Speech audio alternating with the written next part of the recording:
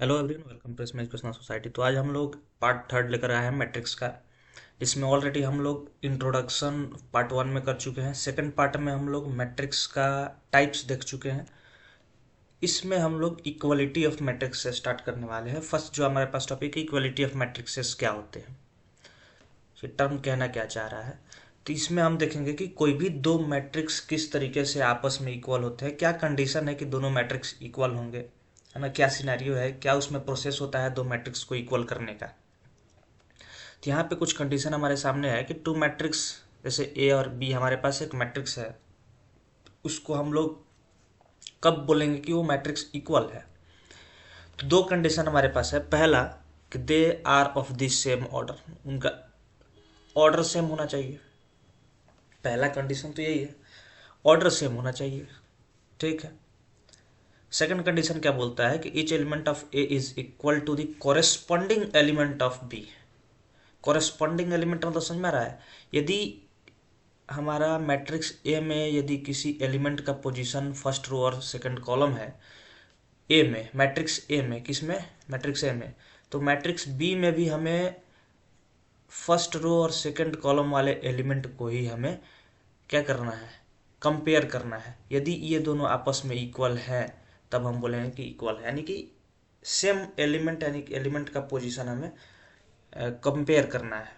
बात समझ में आ रहा है। तो इसको अभी देखेंगे एग्जांपल में तो और क्लियर हमें समझ में आएगा, ठीक है। तो एलिमेंट दैट इज, यानी कि ए आई जी और बी आई जे इक्वल होना चाहिए फॉर ऑल आई एंड जे। जैसे कि एक एग्जाम्पल के थ्रू हम लोग देखते हैं, एक एग्जाम्पल ही लेते हैं। हमारे पास एक मैट्रिक्स है, या ऐसे समझो ना, एक मैट्रिक्स हमारे पास 2 3 0 1 करके है। बताना है क्या ये दोनों मैट्रिक्स और एक मैट्रिक्स ये है 2 3 0 1, तो ये दोनों मैट्रिक्स क्या है, आपस में इक्वल है। आपस में इक्वल है, क्यों इक्वल है। पहला चीज़ कि दोनों का ऑर्डर सेम है। इसका ऑर्डर 2 है, 2 रो है और 2 कॉलम है, इसका भी 2 रो और 2 कॉलम है, ठीक। यानी पहला कंडीशन तो सेटिस्फाई कर गया कि दोनों का ऑर्डर क्या है, दोनों का ऑर्डर सेम है। दूसरा चीज़ कि हर करस्पॉन्डिंग एलिमेंट को मिलाना है। इस एलिमेंट का पोजीशन क्या है, पहला रो पहला कॉलम। तो इसमें भी, इस मैट्रिक्स में भी जो पहले रो और पहले कॉलम पर होगा उसके साथ कंपेयर करेंगे तो दोनों 2 2 इक्वल है। इसका पोजीशन क्या है, फर्स्ट रो सेकंड कॉलम, यानी A1 2। तो इसमें A1 2 ये है, तो देख रहे हैं भाई इसमें 3 है तो इसमें भी 3, यानी कि C, ठीक है, सही चल रहा है अभी तक। फिर इसको देखते हैं, इसका पोजीशन क्या है, सेकंड रो फर्स्ट कॉलम। इसमें सेकंड रो और फर्स्ट कॉलम वाला क्या है, ये है, तो ये भी 0 है, अभी तक भी सही है। इसका क्या है, सेकंड रो सेकंड कॉलम, इसका क्या है, सेकंड रो सेकंड कॉलम। यानी कि हर एक कोरेस्पॉन्डिंग एलिमेंट को हम लोग मिला लिए और सारे कोरेस्पॉन्डिंग एलिमेंट क्या है, इक्वल है। जैसे कलर को चेंज कर देते हैं, इसको हम लोग किसके साथ मैच करेंगे, इसके साथ। उसी तरीके से हम लोग इसको मैच करेंगे इसके साथ, यानी करस्पॉन्डिंग पोजीशन के साथ एलिमेंट वाले को, और इसको मैच करेंगे इसके साथ। यदि इक्वल हो गया तो हम बोल सकते हैं डायरेक्टली कि भाई हमारा मैट्रिक्स जो है वो इक्वल मैट्रिक्स है, यानी कि इक्वलिटी होल्ड कर रही है, दोनों मैट्रिक्स आपस में क्या है, इक्वल है। और एक एग्जांपल समझो, जैसे कि 3 2 0 1 कर दिए, ठीक, और एक दूसरा मैट्रिक्स है लिए 2 3 0 1। क्या ये दोनों मैट्रिक्स आपस में इक्वल है, हमें बताना है इक्वल है या नहीं है। तो इक्वल है या नहीं है हमें बताना है, ठीक है ना, इक्वलिटी होल्ड कर रहा है या नहीं। हम यहाँ पे इस तरीके से कर देते हैं, हमें बताना है, क्वेश्चन है हमारे लिए, ठीक। तो पहला चीज़ यही देखना है कि पहला कंडीशन क्या था कि भाई ऑर्डर सेम है या नहीं है।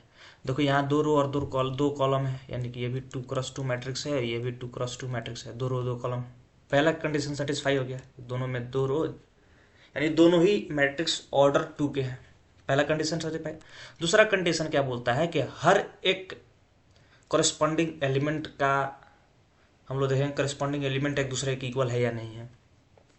तो यहाँ पे देखो इस वाले मैट्रिक्स में A11 पोजीशन, यानी फर्स्ट रो और फर्स्ट कॉलम पे क्या है, 3 है, लेकिन इसमें फर्स्ट रो और फर्स्ट कॉलम में क्या है, 2 है। यानी कि देखो ये इसके इक्वल है क्या, नहीं है, ये 2 इसके इक्वल है क्या, नहीं है। यानी कि ये वाला पोजीशन पे देखना है, हर एक पर्टिकुलर पोजीशन पे एलिमेंट सेम होना चाहिए। यानी कहने का मतलब समझ में आ गया होगा कि इससे इसमें फर्स्ट रो और ये आ रहा है, ये दोनों सेम है क्या, नहीं इक्वल है। लेकिन वही देखेंगे फर्स्ट रो सेकंड कॉलम में क्या है, 2 है। इधर फर्स्ट रो और सेकंड कॉलम में क्या है, फर्स्ट रो सेकंड कॉलम में 3 है।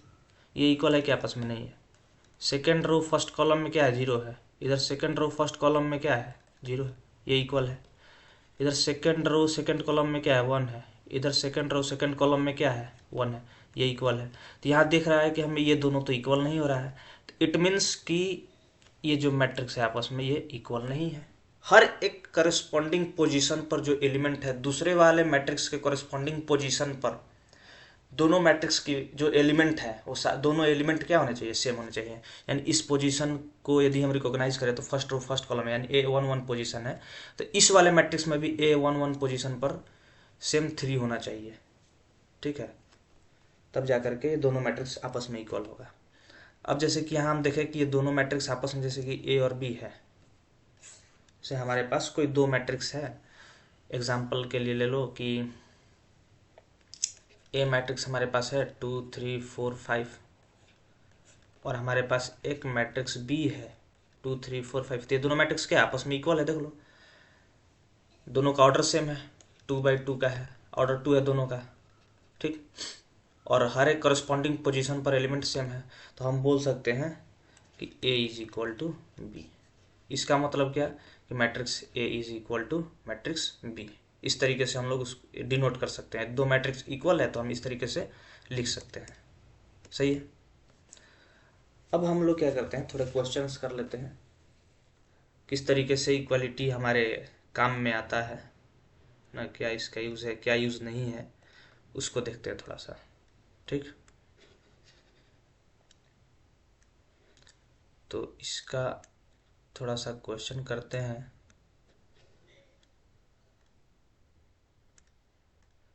चलो,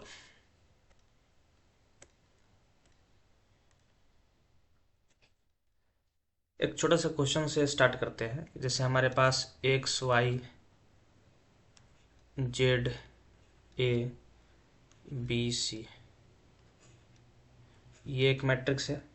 ये मैट्रिक्स बोला जा रहा है कि यदि if this matrix is equal to -1.502 ना √6 32, ठीक है, इस मैट्रिक्स के इक्वल है। ये बोल दिया है क्वेश्चन में कि ये जो मैट्रिक्स है ये वाला, ये मैट्रिक्स इसके इक्वल है। तो इसका मतलब कि अभी जो पीछे पढ़ कर क्या है कि दोनों कंडीशन सेटिस्फाई करना चाहिए। पहला कंडीशन क्या है कि दोनों का ऑर्डर सेम है, तो ऑर्डर दिख रहा है भाई सेम है। इसका ऑर्डर क्या है, 2 है, सॉरी 2/3 है, सॉरी 3/2 है। तो इसका भी 3/2 है, यानी 3 रो और 2 column.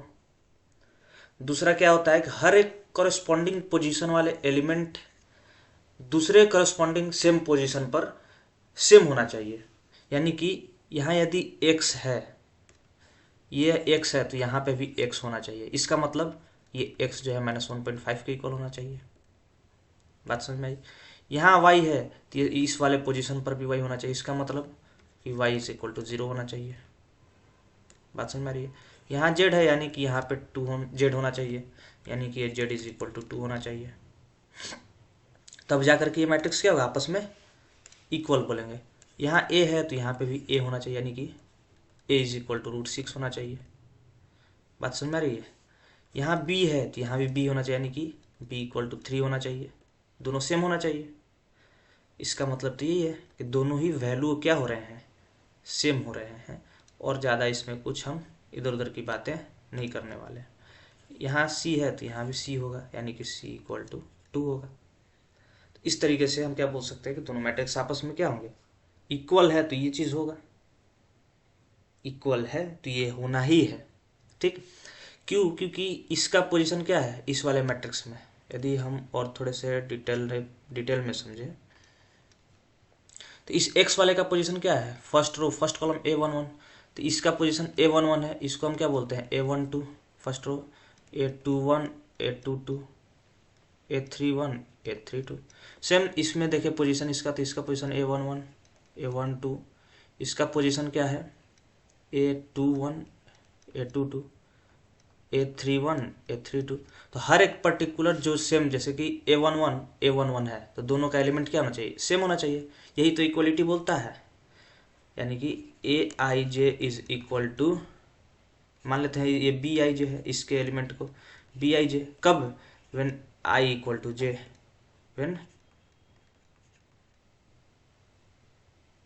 I equal to j, I equal to j नहीं बोल सकते हैं। यदि ये इक्वल हुआ, ये इक्वल हो गया, कब इक्वल होगा, किसी भी I और j के वैल्यू के लिए यदि ये इक्वल हो गया, इसका मतलब कि इक्वलिटी होल्ड कर रहा है for any I and j, किसी भी I और j के वैल्यू के लिए यदि ये इक्वलिटी होल्ड कर गया, ये B है, यदि ये इक्वलिटी होल्ड कर गया, समझ में आ रहा है। Aij और Bij क्या है, एक एलिमेंट है, ये दोनों एलिमेंट बता रहा है, ये दोनों क्या है, एलिमेंट है। यदि I1 है J भी 1 है तो इसका मतलब कि A11 एलिमेंट की बात कर रहे हैं, और इधर में हम किसकी बात कर रहे हैं, B11 की। यदि I1 है और J2 है तो A12 की बात कर रहे हैं, तो इस साइड में B12 की बात कर रहे हैं, तो ये दोनों आपस में इक्वल होने चाहिए। यानी कि देखो A12 B12, यानी इसके लिए हम इधर B नाम दे देते हैं, B12 B21 B22, ठीक है, ताकि एलिमेंट, ठीक है, इस तरीके से इक्वल हो किसी भी I और J के वैल्यू के लिए, तब हम बोल सकते हैं कि इक्वलिटी होल्ड कर रही है फॉर ऑल, फॉर एनी नहीं बोल सकते हैं, सारे I और J के वैल्यू के लिए, for all I and J, सारे I और J वैल्यू के लिए यदि ये इक्वलिटी होल्ड कर रही है, इसका मतलब बोल सकते हैं कि मैट्रिक्स क्या होगा, मैट्रिक्स इक्वल होगा दोनों, ठीक है। चलिए, तो एक और क्वेश्चन हम देखते हैं थोड़ा सा अच्छे में, कि इफ x+3 एक मैट्रिक्स है हमारे पास, -6 और b-3 z+4 a-1 -21, ये एक मैट्रिक्स है हमारे पास। क्योंकि मैट्रिक्स तो फंक्शन हो सकता है, मैट्रिक्स फंक्शन होता है जो कि रियल टेकिंग वैल्यू हो सकता है, ये वैसे फंक्शन है जो कि रियल टेकिंग वैल्यू है। बोल रहा है कि ये इक्वल है, ये मैट्रिक्स किसके, इसके 0 6 3y-2, ठीक है। इधर ले लो -6 है, यहाँ पे -3 2c+2 2b+4 -21 0, दोनों मैट्रिक्स आपस में इक्वल है। तो हमारा क्वेश्चन ये है कि फाइंड वैल्यू ऑफ, किसकी वैल्यू फाइंड करना है, ए बी सी, जितना इसमें वेरिएबल दिख रहा है x y एंड z, इन सारे का वैल्यू। तो क्या करेंगे, सिंपल करो, जो पर्टिकुलर पोजीशन पर, जैसे कि ये किसके इक्वल होना चाहिए, इसके, तो हम क्या करेंगे, यहाँ पे साइलेंटली हम x+3 = 0 कर देंगे, तो यहाँ से x = -3 निकल करके आएगा। तो बात समझ में आ रहा है किस तरीके से खेलना है। सेम उसी तरीके से ये a-1 है, तो कौन से पोजीशन पर है, सेकंड रो सेकंड कॉलम, तो इसमें सेकंड रो सेकंड कॉलम पर ये है, सेकंड रो सेकंड कॉलम पर ये है इधर में। तो हम यहाँ से क्या बोल सकते हैं, हम यहाँ से बोल सकते हैं कि a-1 = -3, यानी a = -3 + 1, a = -2, इस तरीके से। तो काफ़ी इजी है फाइंड करना, वैसे अपना मिला लेना है, देख लें। जैसे कि यहाँ पे भी एक इजीली फाइंड कर सकते हैं, ये कौन सा पोजीशन है, सेकेंड रो थर्ड कॉलम, यानी A23, तो ये किसके इक्वल होगा, इसके इक्वल होगा। तो हम बोल सकते हैं यहाँ से कि 2c+2 = 0, 2c = -2, तो c = -1। तो इस तरीके से बाकी सब फाइंड कर लेना, काफ़ी इजी है, समझ में आ गया होगा, है ना। तो अब हम लोग नेक्स्ट पार्ट में क्या स्टार्ट करने वाले हैं, ऑपरेशंस ऑन मैट्रिक्स,